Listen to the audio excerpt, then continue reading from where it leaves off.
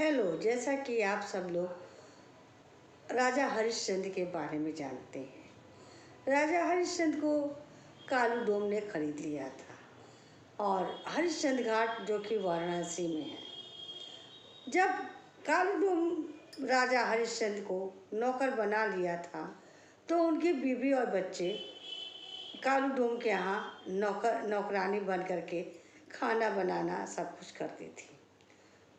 परीक्षा कोई नहीं जानता है कि परीक्षा कितनी कठिन होती है।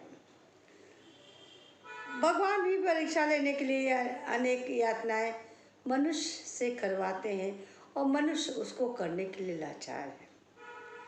जब उनकी पत्नी उसके घर में कालू डोम के घर में नौकरानीगिरी कर रही थी तो उनका बेटा राहुल ख़त्म हो जाता है और हरिश्चंद्र जी घाट पे डोम का कार्य कर रहे थे, जो कि मृत्यु के बाद कफन लेते थे, जो एक कर के रूप में लिया जाता था और उसके बाद ही किसी शव को जलाने की प्रतिक्रिया को करने देते थे। जब तारामती काम कर रही थी तो राहुल हरिश्चंद्र के बेटे राहुल को सांप ने काट लिया। सांप के काटने के बाद राहुल उनका ख़त्म हो जाता है।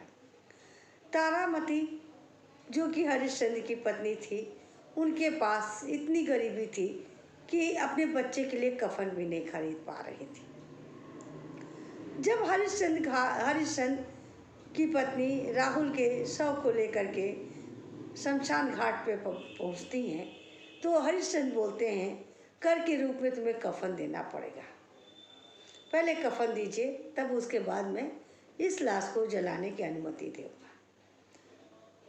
परीक्षा तो बहुत कठिन थी, लेकिन कहते हैं समय का चक्र इतना गहरा होता है, उसके आगे किसी का नहीं चलता है। तारामती रोने लगी और बोली, मैं तो इतनी गरीब हूँ, मैं कहाँ से कफन लाऊं? तो हरिश्चंद्र ने कहा, ये मैं कुछ नहीं जानता हूँ, ये तो कानून है और आपको करना पड़ेगा।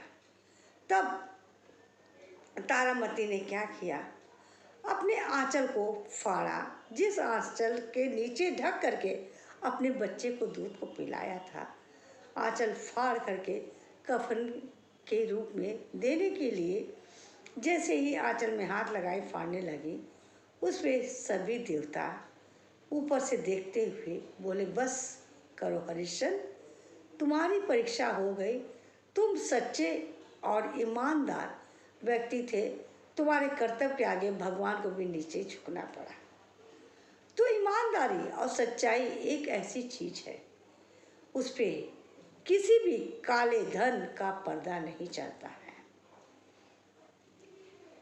जो सच्चा है, जो ईमानदार है, उसको कितनी ही कठिन परीक्षा क्यों ना देनी पड़े, वो अपने रास्ते से विमुख नहीं होता है और अंत में ईमानदारी और सच्चाई की ही जीत होती है, इसमें कोई संशय नहीं है।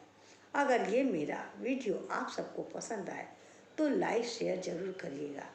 सत्य बोलिए, ईमानदारी से चलिए, कष्ट भले ही होगा लेकिन कहीं भी आपकी पराजय नहीं होगी। धन्यवाद।